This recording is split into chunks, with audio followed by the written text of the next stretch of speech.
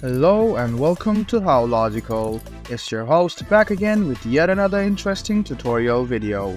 In this video, I'm going to be teaching you how you can sign out from your Peacock TV account in your mobile device. Go ahead and open up the Peacock TV in your phone.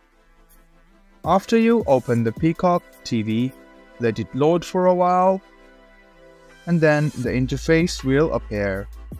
There you can go to the profile section on the bottom right hand corner, go to your account settings, go to settings, and then press on sign out, which is down below. After you press on sign out, press OK, wait for a while, and you will shortly be signed out from your Peacock TV account.